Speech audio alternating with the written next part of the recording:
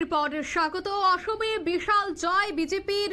Rabha হাসাং autonomous কাউন্সিলের নির্বাচনে NDA ভালো ফল করায় অসমের মুখ্যমন্ত্রী হেমন্ত বিশ্ব শর্মা সহ বিজেপি নেতাদের ধন্যবাদ জানালেন কেন্দ্রীয় স্বরাষ্ট্রমন্ত্রী অমিত শাহ। 36টি আসনের মধ্যে 33টি আসন জিতে নিয়েছে এনডিএ। অসমের বিজেপি নেতাদের ধন্যবাদ জানিয়েছেন স্বরাষ্ট্রমন্ত্রী। বিস্তারিত জানবো সেই বিষয়ে টেলিফোন লাইনে যুক্ত হয়ে গেছে প্রতিনিধি রাজীব দত্ত। রাজীব, ঠিক কি জানতে পারছো? আমি বলি যে রাভা হাসাং অটোনমাস কাউন্সিলের নির্বাচন ঘিরে টান উত্তেজনা ছিল। জানো যে কয়েকদিন আগে অসমের মুখ্যমন্ত্রী হিমন্ত বিশ্ব শর্মা তিনি প্রচারে গিয়েছিলেন এবং তিনি সেই প্রচার থেকেই কিন্তু ঘোষণা করেছিলেন যে 1 টাকা করে ইউনিটে বিদ্যুতের দাম কমবে। এই নির্বাচন অত্যন্ত গুরুত্বপূর্ণ বলছিল যে প্রচারে মুখ্যমন্ত্রী যাচ্ছেন, অর্থাৎ সেটাও কিন্তু বিজেপির কাছে একটা চ্যালেঞ্জ, কারণ বিজেপি শাসিত রাজ্য। সেই নির্বাচনে কিন্তু গত 2 এপ্রিল নির্বাচন হয় এবং সেই নির্বাচনের ফলাফল বেরিয়েছে শুক্রবার, গত গভীর রাতে বেরিয়েছে, যেটা শনিবার দিন প্রকাশিত হয়েছে। তাতে দেখা যাচ্ছে যে 36টি আসনে নির্বাচন হয়েছে। 36টি আসনের মধ্যে 33টি আসন কিন্তু এনডিএ পেয়েছে। মোট 40 আসনের এই অটোনমাস কাউন্সিল, তার মধ্যে 4 জন মনোনীত প্রার্থী মনোনীত হবে, তারা সরকার থেকে মনোনীত হবে।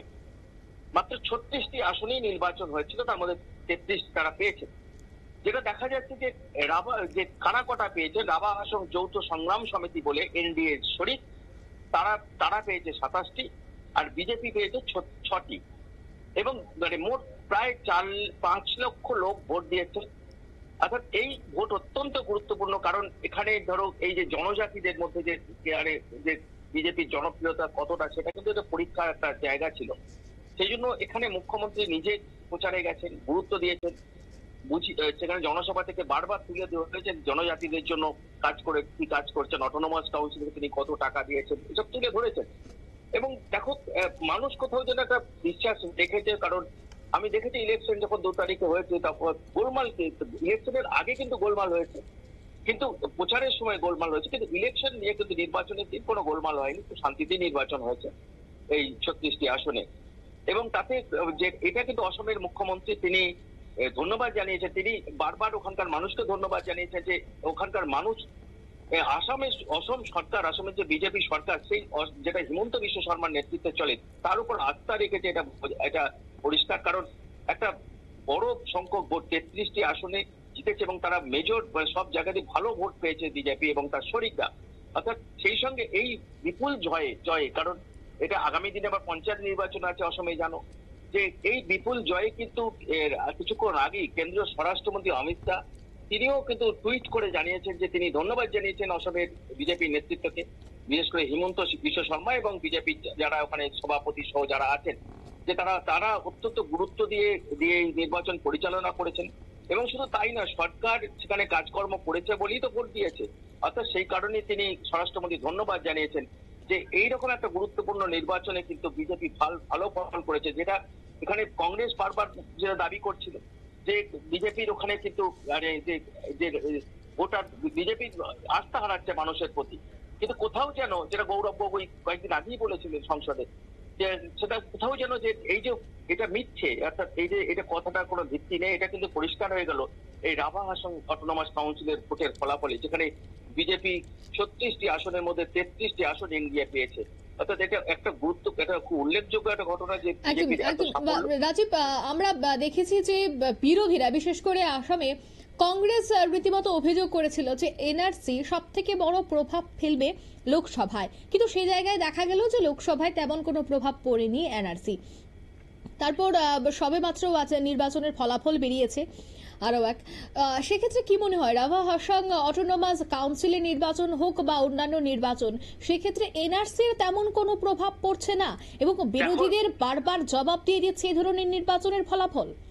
দেখো, প্রথমেই বলি যে এনআরসি এটা কিন্তু সাধারণ যারা ভারতবাসী তারা কিন্তু এনআরসি চায়। কারণ কি, যে এই যে বাংলাদেশের মানুষ, তারা অনুপ্রবেশকারী, রোহিঙ্গারা ঢুকছে, বাংলাদেশিরা ঢুকছে, এবং এটা তো জানো যে বেশ কিছু আসামের কিছু স্টেট, কিছু জায়গা ডেমোগ্রাফিক্যালি চেঞ্জ হয়ে গেছে, চেঞ্জ হয়ে যাচ্ছে। কেন, এটা অসমের মুখ্যমন্ত্রী দাবি করেছেন। পশ্চিমবঙ্গের কিছু জায়গা ডেমোগ্রাফিক্যালি চেঞ্জ হয়ে যাচ্ছে অনুপ্রবেশের ফলে। আদিবাসী জনজাতি অঞ্চলে আসছেন, তারা এসে থাকছেন এবং সেখানকার জনজাতির মহিলাদের বিবাহ করে সেখানে থেকে যাচ্ছেন, এমন ঘটনা ঘটছে। কিন্তু তারা বিরক্ত হবেন, তারা জোর করেই কিন্তু এখানে থাকছেন।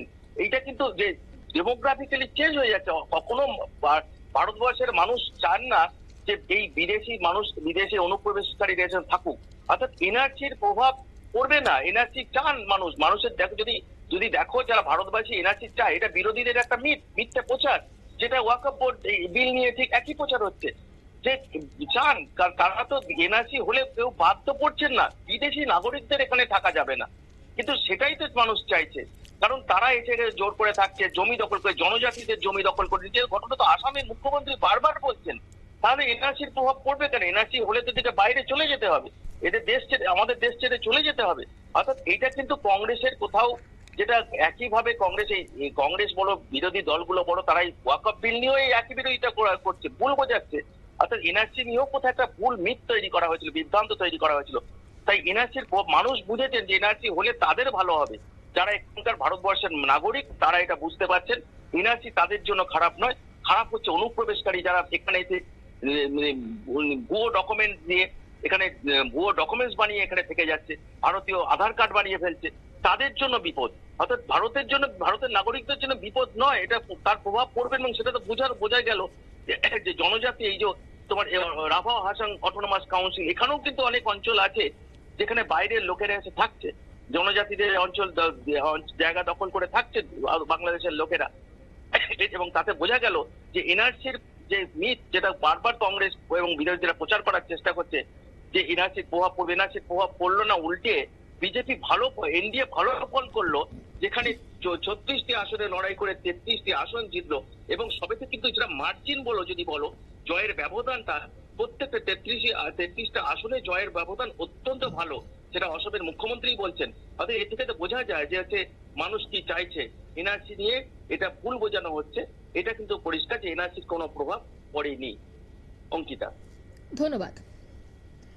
অর্থাৎ যে নির্বাচন সবেমাত্র সম্পন্ন হলো, রাভা হাসান অটোনমাস নির্বাচন, সেখানে দেখা গেল 36টি আসনের মধ্যে কিন্তু 33টি আসনেই জয় পেল এনডিএ শিবির। নিয়ে নিচ্ছে ছোট্ট একটি বিজ্ঞাপন বিরতি, সঙ্গে থাকুন।